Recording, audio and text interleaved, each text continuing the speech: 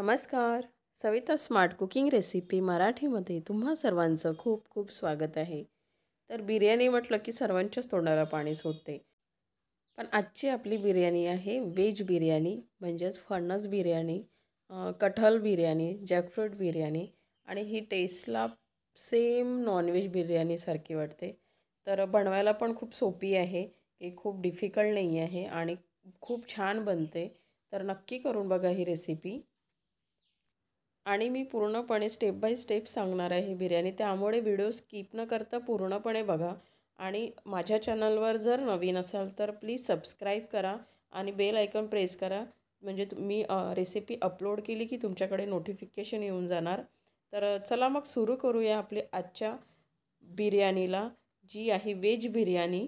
तर त्यासाठी लागणारं साहित्य बघूया आधी. तर इथे मी फणस घेतलेला आहे, अर्धा किलो आहे. आणि याला छान बारीक कट करून आणि स्वच्छ धुवून घेतलेला आहे. आणि याच्या आतमधील बी ही कोवळी असल्यामुळे मी ती काढलेली नाही आहे. जर ती खूप जठर असेल तर आपल्याला ती काढावं लागते आणि त्याच्यावरचं जे कवर असते ते पण काढून घ्यावं लागते. तर मी ती बी ठेवत आहे आणि याला छान स्वच्छ धुवून वगैरे झालेलं आहे. आता आपण याला मॅरिनेशन करायला ठेवून देऊया. तर मी इथे टाकत आहे छोटी वाटी भरून पुदिन्याची पानं टाकत आहे, त्यामुळे बिर्याणीला एक छान फ्लेवर येतो. आणि त्यानंतर इथे थोडीशी कोथिंबीर टाकून घेत आहे. जास्त नाही टाकायची, थोडीशीच टाकायची. आणि त्यानंतर यामध्ये मी टाकत आहे आता अर्धा चम्मच जिरा. आणि त्यानंतर मी अर्धा चम्मच धना पावडर टाकून घेत आहे. आणि त्यानंतर मी यामध्ये थोडीशी हळद टाकत आहे, अर्धा चम्मचपेक्षा पण कमी आहे. तर हळद ते टाकून घेत आहे. त्यानंतर यामध्ये मी 2 चम्मच लसूण अद्रकची पेस्ट ती टाकून घेत आहे. आणि त्यानंतर जो बिर्याणी मसाला आहे तो तुम्ही घरी पण बनवू शकता किंवा रेडीमेड पण मिळतोच. तर यामध्ये जर घरी बनवायचं असेल तर यामध्ये एक कलमीचा छोटा तुकडा, 2 वेलची, 1 इलायची हिरवीवाली, त्यानंतर 3 लवंग आणि त्यानंतर जावेत्री, 2 तेजपान आणि काळे मिरे 10-12 याला छान भाजून घ्यायचं आणि दरदरा मिक्सरमधून पिसून घ्यायचं. तर तो इथे मी 2 चम्मच घेतलेला आहे, कारण याच्या व्यतिरिक्त आपण कोणताच मसाला टाकणार नाही आहोत. तर बिर्याणी मसाला टाकून झाल्याच्यानंतर मी अर्धा चम्मचपेक्षा कमी जिरापूड टाकलेली आहे, भाजून त्याला जिरापूड केलेली आहे ती टाकलेली आहे. आणि त्यानंतर मी इथे आपल्याला मॅरिनेशनसाठी दही लागणार आहे. तर मी इथे जवळपास 1 वाटीच्या जवळपास मी इथे दही टाकलेलं आहे. तर आता आधी आपण हे थोडंसं मिक्स करून घेऊया. तर हे मिक्स झालं की यामध्ये आता आपण तिखट टाकून घ्यायचं आहे. तर तुम्हाला जितकी ती स्पायसी पाहिजे त्याप्रमाणे तिखट तुम्ही घेऊ शकता. तर इथे मी 2 चम्मच तिखट घेतलेला आहे आणि तो पण आता छान मिक्स करून घ्यायचा आहे. तर आपल्याला आता यामध्ये तेलची आवश्यकता आहे. पण त्याआधी आपण बिर्याणी म्हटलं की ती कांद्याशिवाय पूर्ण होत नाही. आणि बिर्याणीला आणि म्हणजे कटहल किंवा फणसाच्या बिर्याणीला पण कांदे आवश्यक असतात. तर इथे मी 3 कांदे त्याला बारीक कट करून घेतलेले आहे आणि ते आपण आता फ्राय करून घ्यायचे आहे. ते फ्राय झाल्याच्या नंतर जो तेल उरतो आपण तो तेल त्या मॅरिनेशनसाठी टाकायचं आहे. तर मी ते कढई घेतलेली आहे, कढईमध्ये तेल टाकून गरम व्हायला ठेवलेलं आहे. आणि त्याला आता छान आपण ब्राऊन होईस तोपर्यंत कुरकुरीत तळून घ्यायचे आहेत.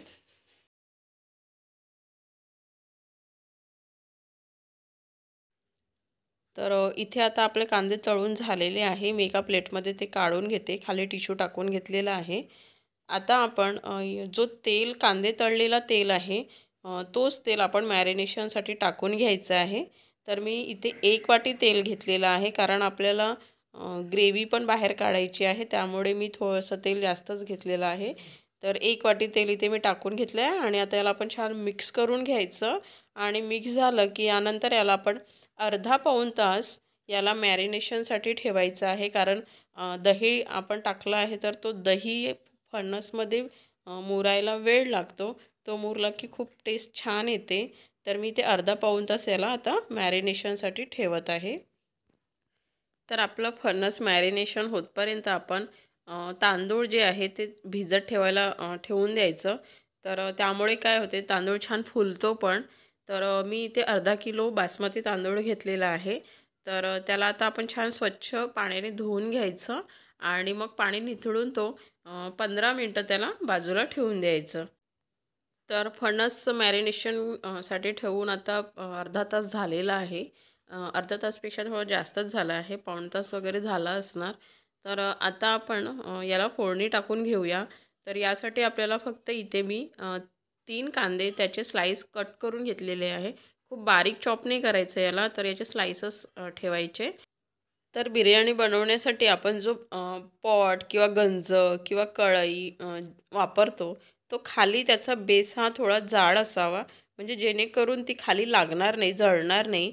तर मी ते गंज घेतलेला आहे आणि आता त्यामध्ये गॅस ऑन केली आहे आणि त्यामध्ये मी आता तेल टाकून घेत आहे. जवळपास मी 5 चम्मच तेल टाकून घेतलेलं आहे आणि आता आपण तेल गरम होऊ द्यायचं आणि तेल गरम झाला की यामध्ये मी एक तेजपान टाकणार आहे आणि मग जे आपण 3 कांदे स्लाईस केलेले होते ते टाकून घ्यायचे आणि या कांद्यांना खूप अ, लालसर म्हणजे खूप क्रिस्पी नाही करायचे आहेत आपल्याला याला.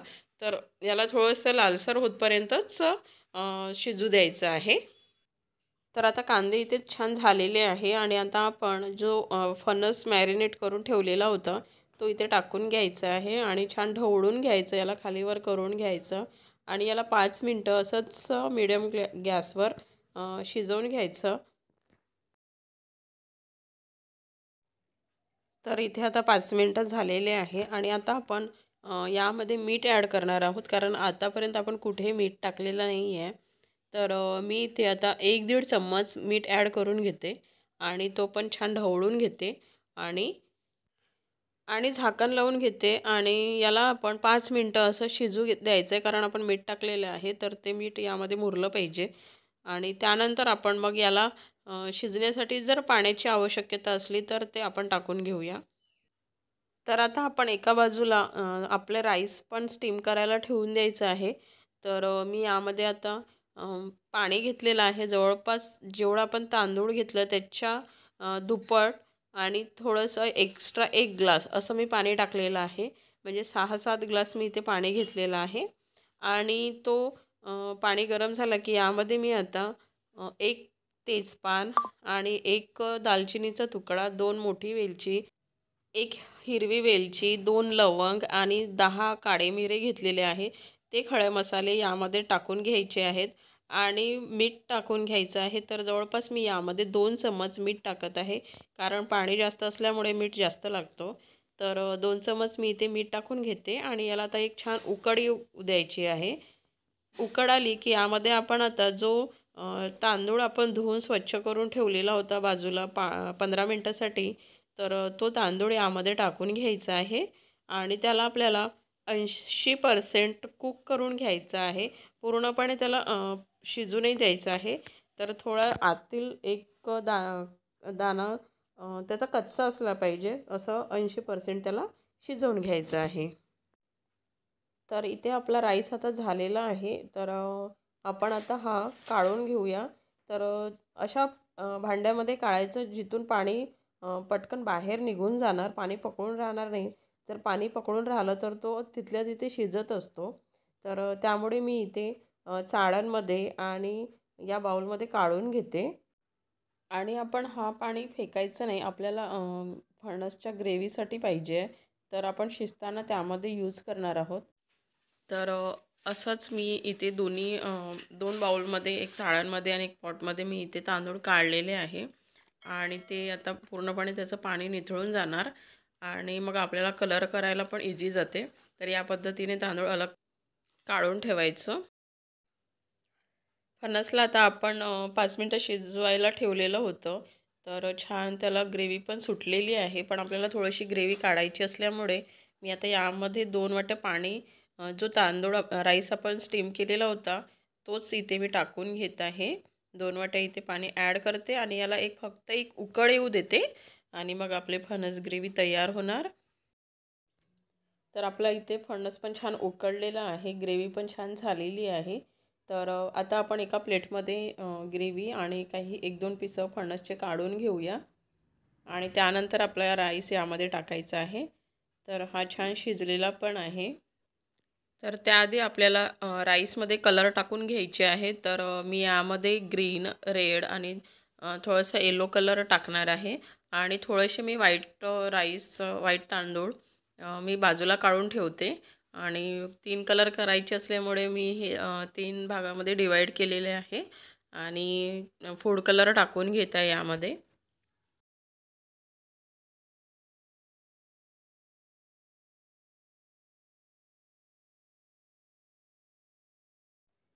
तर इथे आपला हिरवा, लाल आणि पिवळा आणि पांढरा तिन्ही रंगाचा भात तयार आहे. तर आता मी आधी पांढरा जो तांदूळ आहे, पांढरा जो राईस आहे, तो खालच्या थराला टाकून घेत आहे फणसच्या भाजीच्या वरती आणि त्यावर आपण आता जो आपण फ्राय कांदा केलेला होता, तो टाकून घ्यायचा आहे. मग थोडंसं पुदिन्याची 2-4 पानं पण टाकायची आहेत आणि वरून थोडंसं कोथिंबीर टाकायचं आहे आणि वरती आपण 5-6 मिरच्या मी त्याला कट करून घेतलेल्या आहे. तर प्रत्येक थराच्या वेळेला मी 2-2 मिरच्या ठेवत आहे. तर त्या टाकून घ्यायच्या. त्यानंतर आपण जी फणसची ग्रेव्ही आणि पिसं काढलेली होती ती टाकून घ्यायची आहे, थोडीशीच टाकायची. आता यावरती आपण ग्रीन जो कलर टाकून राईस तयार केलेला होता तो टाकून घ्यायचा आहे आणि पुन्हा तेच कांदा, पुदिन्याचे पानं, त्यानंतर कोथिंबीर, मिरची तीच प्रोसेस यूज करायची आहे.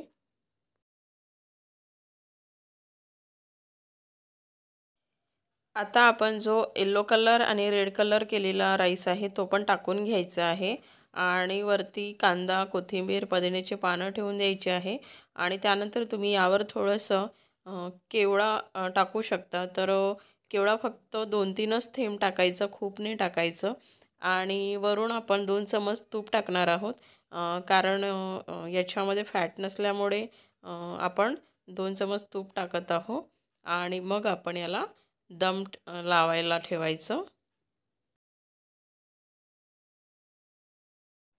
तर दम लावण्यासाठी आपण इथे आता कणकीचा वापर नाही करत आहोत. कणकीचे लेयर नाही ठेवायचे आहे. तर मी इथे जो आपल्याकडे सिल्वर पेपर असतो त्याने गंजाला छान रॅप करून घ्यायचं आहे. म्हणजे कुठूनही एअर बाहेर निघणार नाही, वाफ बाहेर निघणार नाही असं त्याला पूर्ण पॅक करून घ्यायचं आणि वरती याच्या प्लेट ठेवून द्यायची. हवं तर तुम्ही त्याच्यावरती पण एखादी थोडी हेवी वस्तू पण ठेवू शकता आणि याला आता आपण 15 मिनटं स्लो गॅसवरच शिजू द्यायचं आहे, दम लावायचं आहे. तर आपण ते करून घेऊया आधी. तर 15 मिनटं झालेली आहे आणि आपले बिर्याणीला पण दम छान लागलेला आहे. तर तुम्ही बघू शकता छान वाफ अशी वरती आलेली आहे आणि छान शिजली पण आहे. तर आता आपण गॅस ऑफ करून घेतलेली होती आणि 2-3 मिनटं गॅस ऑफ केल्याच्या नंतर याला लगेच नाही ओपन करायचं. तर 2-3 मिनटं झाल्याच्या नंतर याला ओपन करायचं आणि तुम्ही बघू शकता आपली बिर्याणी आता छान झालेली आहे. तर मी आता एका प्लेटमध्ये हे काढून घेते. तर बिर्याणी काढत असताना ती कधी पण एका बाजूनेच काढायची आणि ती पूर्ण खालीपासून वरती येईल या पद्धतीने काढायचं. म्हणजे खाली जे आपले साहित्य असते, नॉनव्हेज असो की व्हेज असो, तर ते पूर्णपणे व्यवस्थित निघते आणि पूर्ण बिर्याणीला फ्लेवर छान येतो.